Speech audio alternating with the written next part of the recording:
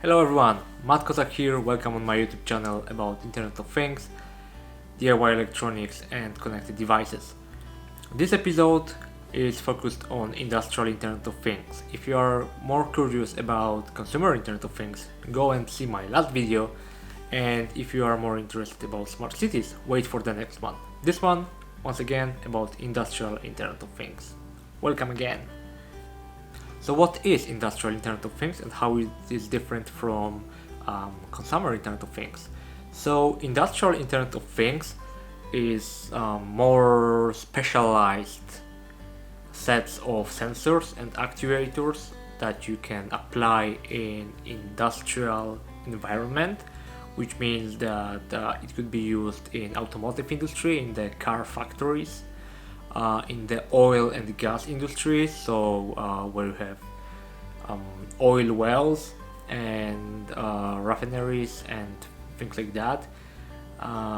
It could be also used to monitor the electricity grid. Then we call it smart grid. It's a huge movement right now. It helps us save a lot of money and a lot of energy that would otherwise just go somewhere and will not be used. So we can optimize the usage and the production of electricity in our connected grids. Another areas where industrial Internet of Things is connected is the smart factory warehousing applications. So using different sensors and the data, machine learning, you can optimize and predict which parts you need to, for example, order from your trade partner. Like you put cars together, like let's say for example you are Volkswagen Group, and you put the cars together in one of the plants.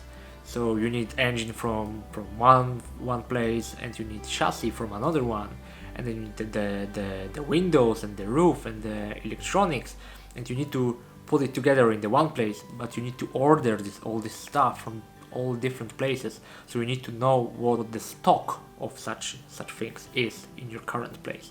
So that's where a lot of sensors and shelves and stock monitoring helps a lot. So I mentioned the smart grid, and one of the most crucial and most important things when it comes to industrial Internet of Things and smart grid is ability to predict the needed maintenance and to be able to do this maintenance remotely. For example, you could use the drones that goes over the electricity lines and check if everything's okay, and if they using image recognition spot that there are some issues with the poles, then it can report that to the technicians that can go there and fix what's needed to be fixed. Also, sometimes you are able to remotely restart some systems and guide the technicians from the control center, which is really helpful.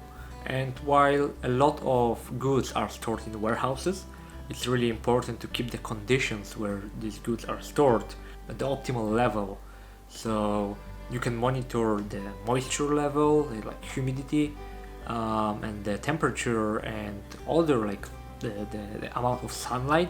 From storing most of the goods, there should be no sunlight at all, but it should also not be too warm or too cold, because some of these things may start to rot. In many of the industrial environments, there's also need to monitor the environment. So you need to check the oxygen level, if it's at the right level for the workers, like if there's too much CO2 or ozone or things like that. So for example, in the steel factory, you need to monitor a lot of such things because there are high temperatures, and too big concentration of certain gases can even lead to explosions. So you need to monitor that to make sure that everything and everyone are safe. In the past few years, there's also I would call it the boom of connected freighting. So you have this basically freighters that are drones, completely no one on the board, or only few people to maintain everything, and it transports our goods, for example, from China to US or to the Europe. So that's also the kind of industrial Internet of Things device, which is this big ship that's in the middle of the ocean. It's connected through the satellites. It has a lot of sensors. It can be controlled remotely, so we know all the time what's happening there and where is it on the map, and we can adjust the course of it to go around the storm, or just to adjust some of the fuel consumption, for example. It can also be used to optimize the farming, so you can monitor the crops using the drones with infrared cameras, thermal cameras, so you can see if there are fungus in the crops, in the corn, for example, and you can monitor the level of different minerals in the ground and the humidity level, if the ground is moist enough, if there is right temperature, maybe if there are some beginnings of needs to use the pesticides. What would really distinguish consumer Internet of Things and industrial Internet of Things is that the average lifespan of industrial machine is between 7 and 10 years, which is a long time compared to gadgetry that you have in your smart home, when many of the devices like your smartphone or some connected light bulb, they live for like 2-3 years, maybe 5 if you are really attached to this, but 7 to 10 years is basically the average time needed for all these industrial machines to live. So when you design and produce such hardware and such solutions, you need to keep in mind that it cannot go down after 2 years. It needs to work the same way for optimal time of 10 years. So that's not so easy, because a lot of connectivity changes. You have new different protocols. So when you chose the protocol that all these devices should talk to each other, you need to think about interoperability. So you could replace parts of them and still be able to send and get the data from the older devices.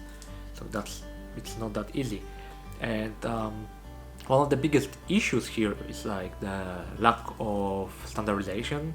So different manufacturers of the industrial machines, they don't think about the unified way of receiving and sending the data in the right format between all these different machines. So if you want to gather all the data from all of these devices in one place to being able to monitor that, it's not that easy to even connect them to talk with each other. So you need some kind of translation layer, because some of these devices will be like 40 or 50 years old. They're still running pretty well. There's no need to replace them, but maybe you want to monitor this.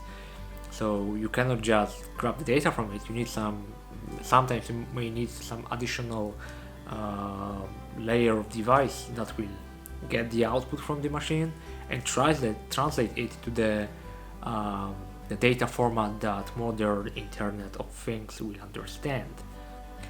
And all of that unfortunately requires a lot of money, because you need to both experienced people with the knowledge about how to deal with all that stuff, how to design and implement really sophisticated solutions. And sometimes you need to upgrade the older hardware with the newer hardware, which also costs the money, and then you need to maintain that.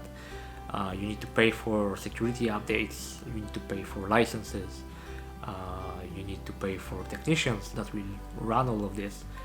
And the last issue is the lack of people. There is not so many professionals in the market that have the experience in working with industrial or even just any Internet of Things devices. There's like a lot of new protocols to talk to the machines, to talk to the servers, to exchange the data.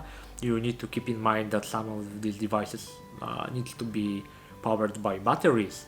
So you need to think about the energy consumption. Some of them will work in really harsh environment, so you need to think about really high or really low temperatures, about high pressure, about a lot of dust and other things that normally when you design the smart device that will work in your home or in your pocket, you don't need to think about this that much.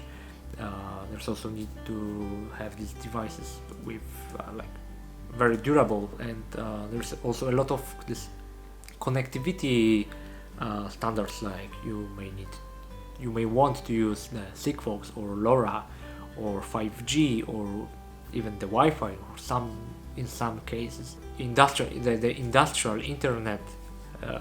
The term has been coined by General Electric many years ago, because even before we had all this Internet of Things era, using this wireless connectivity, there were also possibility to control remote devices using the cables. For example, that's how lightning in the cities and in the factories are controlled, so you can adjust when and for how long they should be on, and that can be controlled via the communication bus that goes through the same cables that electricity goes to these poles. So as you can see, the industrial Internet of Things can help us save a lot of money, save a lot of energy, and improve our productivity, and help our businesses to work better and to grow, to save money. And given that this field will only grow, it will also create a lot of new jobs. There will be new trades. So for example, many people worry that if we will shut down the coal mines, the miners will be unemployed, but on the other hand, we will create a lot of new wind turbines, photovoltaic farms. So that will need technicians first to build it and then to maintain it. So it might not be that easy, but it is possible for all these people to basically switch to another job. And all of that, the end result of that should be improved lives of all the people. So like I said in the previous episode about the smart homes, the consumer Internet of Things, one of the issues with that is also the lack of security, and this is even more important factor in industrial Internet of Things, because imagine if someone hacks into the factory and can shut down entire factory for a few days. There is a huge loss for the factory owner, that can even lead to shutting down the workplaces in that factory if it goes bankrupt, because maybe someone was able to hack into the machine and completely break it. And as you may imagine, machines for the factories are really expensive.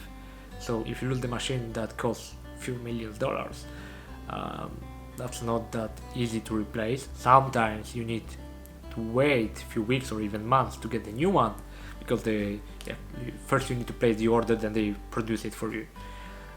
So it's not that bright of the future, but I think it's something we need to focus more on.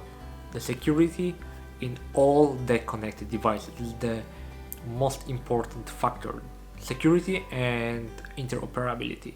So we can make all these machines, no matter if it's industrial or consumer grade, to talk to each other and to make them secure.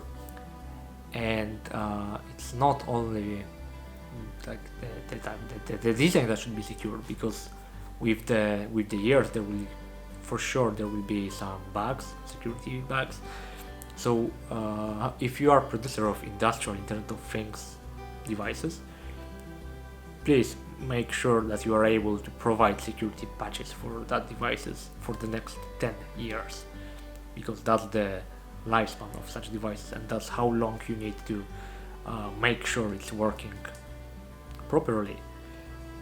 So I I think it will only grow, all this field of Internet of Things, especially related to industrial usage.